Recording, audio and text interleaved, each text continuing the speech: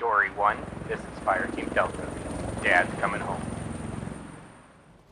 Welcome to the Military Veteran Dad Podcast, where it is our mission to bring every dad home. I am your host, Ben Cloy. I'm a United States Marine veteran, husband, and a father. We will bring authentic conversations to inspire action in your life so we can close the gap between the dad you are today and the dad you want to be tomorrow. This is the Military Veteran Dad Podcast. Welcome back to another episode of Fatherhood Friday. Guys, it is September here in Wisconsin. The weather's starting to change. We've had an entire week of just gray skies and rain. It's definitely one of those weeks that you're like, this is definitely a vitamin D shortage kind of week here. But it's been a great week. I've spent a lot of time with my youngest daughter, who's in afternoon preschool. We've had some great mornings in the morning. Today's Thursday, so I had a field day in the house. So that's something that as a stay-at-home dad, I've incorporated my military field day into the household field day. And so that's the time that I go around and clean, you name it, gets cleaned. Working on trying to get more stuff clean. Right now, I can only get about the upstairs done. But every week, I get a little bit better and I incorporate more things into my week. But overall, this week was a really great week, finding my rhythm, finding my stride as a stay-at-home dad, being able to balance everything, the groceries, the dinner, the cleaning, podcasts, trying to grow the business, all of these things, being a dad, being a husband, these things don't stop. And every day I get a better chance and I get a different chance to try to redo it or come up with a better way to think about it. And that kind of leads me into this week's topic. This week's topic kind of just hit me randomly throughout the week as I don't really know how I got thinking about it, but I really was just kind of like rewinding through my timeline and some of the key pivotal moments of what just happened in different parts of my life. And I was thinking about one in particular when I first got out of the Marine Corps. One of the most common things that you do in the Marine Corps is you go, you get all your different stuff for the GI Bill, and you think, I'm going to get my college education on the other side. Well, that was me as well. I'd done some college classes in the Marine Corps. I was starting to build that foundation, and I applied to a lot of different colleges in Wisconsin. I applied to UW-Madison and immediately got rejected because I applied for, I think, the College of Engineering at that time because I was a generator mechanic, so it seemed to make sense at the time. I applied at UW-Whitewater, which is a smaller four-year college nearby where I am, and ultimately ended up going to UW-Whitewater after that rejection from UW-Madison. And I had a few friends in my life that had different ideas how to get into UW-Madison, even though despite the rejection. And I took a left turn and just went the easy road. And I never really thought of much about it at the time because I probably wasn't really aware of a lot of the emotions that were governing a lot of my subconscious at the time. But to be honest, as I reflected back, I was running. I'm not sure. I'm pretty sure I applied to UW-Madison when I was still in Okinawa. So I still had 2,000 miles in between the island and the campus. So the realness of probably the decision was also a little bit different. But that moment really kind of, as I was reflecting back, I was like, I wonder where my life would have been had I went to a Big Ten school like UW-Madison. Where would I have been with the network of friends? One thing I've often been jealous of people that go to a four-year college or have that under their belt is they always seem to have this network of friends that continue on after life. And I never really had that. If you know my story from following the podcast, you know friendships was something that really was at the core of my origin story. It didn't hit me till I was 30. And this story is beginning about 26, 27 when I got out of the Marine Corps. Or actually probably a little bit earlier than that, when I was 24. But ultimately, like that decision, I was just kind of rethinking. I was like, man, I kind of really regret not just going for it because now I'm kind of ballsy. I just do it. I try to starve the fear. I recognize the fear and be like, just go for it.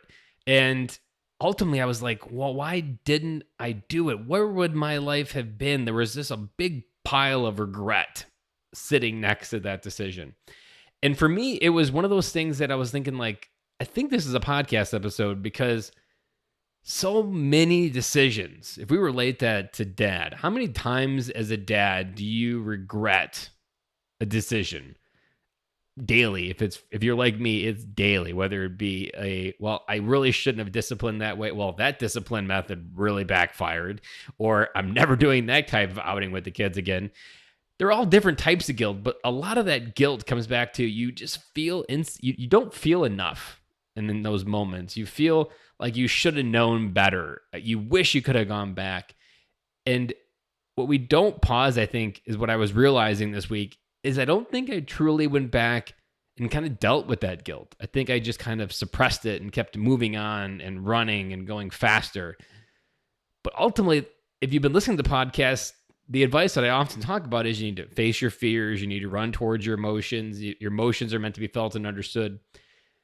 But that one for UW-Madison, I honestly didn't really process at all. I mean, it would have been a completely new direction, because had I got accepted to UW-Madison, I would have been a full-time student. I wouldn't have tried to get a job.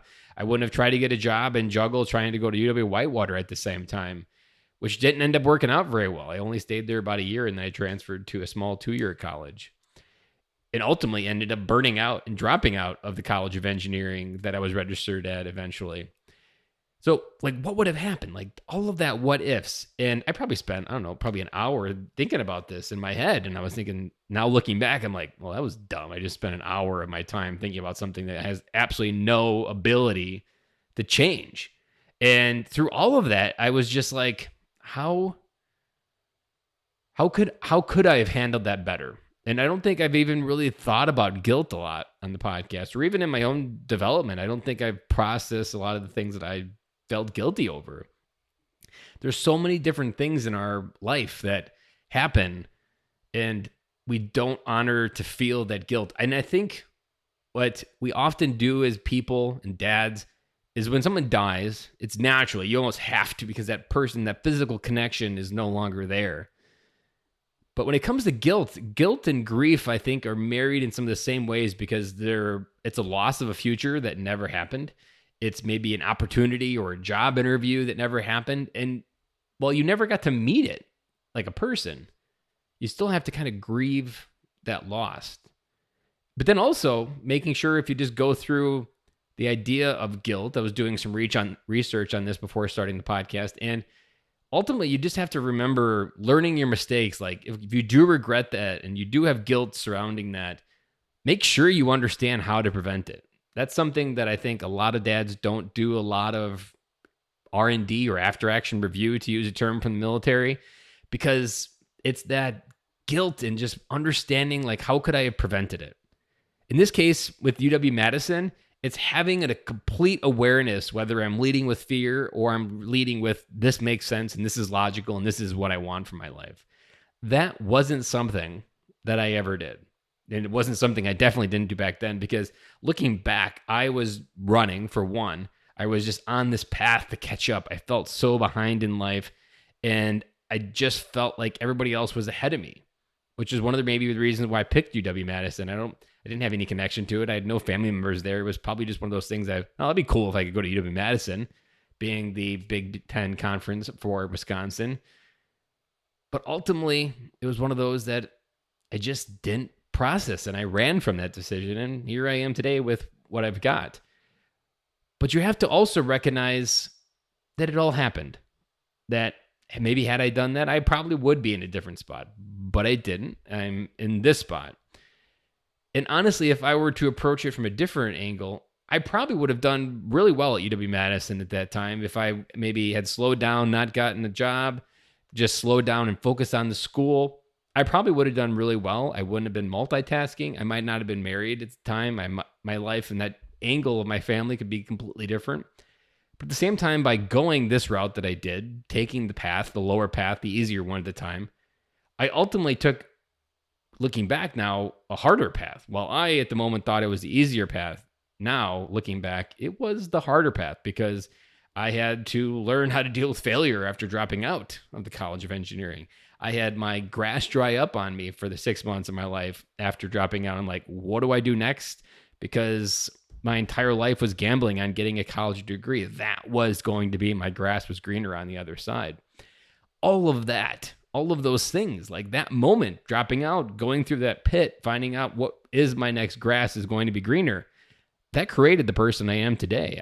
I wouldn't have gone to a seminar on making the transition from staff to supervisor. I would have never found my passion for leadership again from the Marine Corps.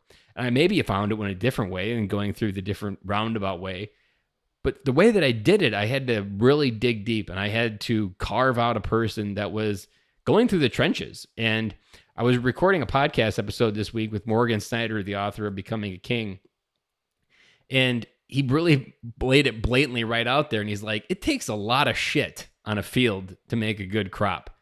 And I could argue that if I would have gone to UW-Madison, it would have taken a lot more time to put the same amount of shit on my field to create the depth and the understanding and the fruits of my life that I have today. I'm going to be turning 36 on the 20th of this month, and I have to believe that I probably would have been at a completely different stage. I probably would have had what most people would have considered perfect life, the house, the family. It would have been some version of something, but I wouldn't have had the emotional depth. I wouldn't have been able to understand what's governing my mind. I wouldn't have probably had the insights to help lead military veterans through their life. All of these things came from that big pile of guilt that I wonder what would happen. But at the same time, the life I have today is the one that I've got. And probably the cherry on top for guilt is really digging deep, whether it be journaling it, maybe doing a Facebook Live like this and just talking about it, whatever it may be. But the guilt can best be served when you find the gratitude in the guilt. So every time you look back and you're just like, well, that was a dumb move, you have to really think like, I learned something from that. I'm never doing that again. I was talking to another guy today on a podcast, and he was talking about when you have bad leadership in front of you, it's very difficult to try to motivate yourself to go through that pit because it just sucks sometimes when you have someone ahead of you that just doesn't get you or just doesn't understand how to lead people. But at the same time, it's teaching you a lot of, well, that's exactly who I am not. And oftentimes that's the same thing with guilt, is you learn through like trying to figure out, what did that teach me? What did that teach me in the moment to be able to move through it? And ultimately, if I wrap this whole podcast episode in a box, I want you to really challenge the things that you're guilty about. Because honestly, for me, this was holding me down a little bit, and I wasn't even consciously thinking about it. But subconsciously, it was there. If you've been following, you know that I've really struggled to find a solid reason to wake up in the morning since leaving my job in January. And I think it's some of these different guilt tripwires almost that I haven't really tripped off and dealt with and let them explode and deal with whatever feelings come up, because, man, that guilt can be something that it's really like a ball and chain in a lot of cases, because no matter how you lived your life, no matter what you did, that guilt can be something that just, you know what, like, I'm going to care. Especially, you can extrapolate it to worst case scenarios. Maybe if you were in a car accident and through no fault of your own in that car accident, someone died and there was not a single thing you could do about it, but nevertheless, that event caused and took a life. You've got to deal and process that guilt. I mean, those are heavier situations. Or if we extrapolate even more to the military sense, maybe something happened in Iraq or Afghanistan and the guilt or the what ifs continue to plague you. You really have to keep working through these motions. Like for me, I'm continuing to dig into the guilt bucket because I think there's a lot here for me to unpack throughout the last 10 years of my life of different things that I could have did, different decisions, different times I sat in neutral. To be honest, like a lot of the times I was where I didn't have a job, I was just in neutral coasting. I wasn't pushing myself. I wasn't starving my fear. I was doing it, but I wasn't doing it in the way that felt right in my gut. And I think that's what caused a lot of the heartache on the other side of leaving my job. And so, again, dig deep and question, what guilt tripwires are you not tripping? Because those tripwires, in this case, they're meant to go off and they need to go off, because if they don't go off, it's going to go off at some unexpected time in your life. And it's going to be probably a ball of either an explosion of emotion, of anger. It's going to be something that's uncontrollable. And so trip it in a controlled way. Understand, be like the bomb squad that goes in to self-detonate a bomb they know is a bomb, but they need to make it go away. And they self-detonate it under a controlled circumstance. Take those guilt things, whether it be finding a friend to talk to, finding a therapist to talk to, whatever it may be, whatever you need to get through this guilt that you're carrying as a father. And it can be in any category of life. But I want you to really think about that guilt, because it is holding you back. It is preventing you from coming home. And when you let go of that guilt, as I did just now with something simple of going to college or not, or choosing to go to a different college, that guilt is going to probably lead to a few more shrinks to some different thoughts of different things that are going on. And all of that is things that need to be processed. And for me, I didn't think about that thought about UW-Madison. I probably haven't considered that thought in 15 years. And all of a sudden this week it hit me and I'm like, you know what? I almost went to Madison. I wonder what would have happened if I did.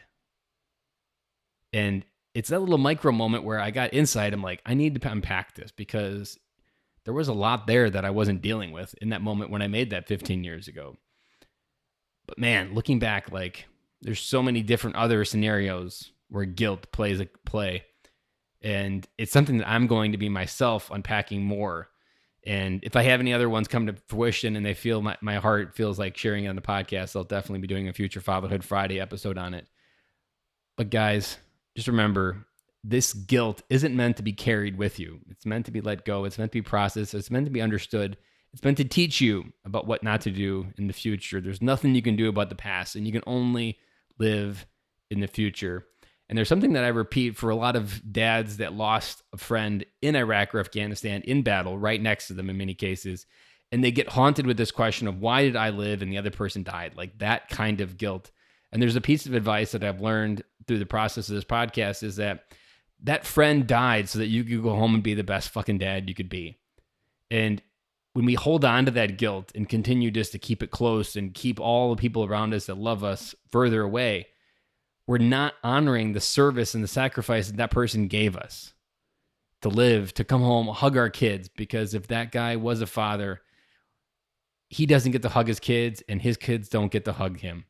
And so just remember that this guilt isn't meant to be held on to. It's meant to be let go. It's meant to be understood. It's meant to be felt. And you need to in order to come home. This is the big topic. If this resonated and you don't have someone to reach out to and you need to, please reach out to me, ben@militaryveterandad.com. I'm an open book. I'm always a friend that I wish I had in my life when I turned 30. You'll never get an email that's not replied if you're a listener. So I appreciate you guys listening. And with that, I'm going to wrap up this episode. This one's a little bit longer, but I wanted to make sure I got this one because this one can be a really big landmine for many dads out there. So guys, have an awesome weekend. I hope something amazing comes of it. I'm not sure what's going to happen here. We've only got one sunny day, but we'll make the most of it here in Wisconsin. But guys, I will talk to you guys again on Monday, and thank you for listening.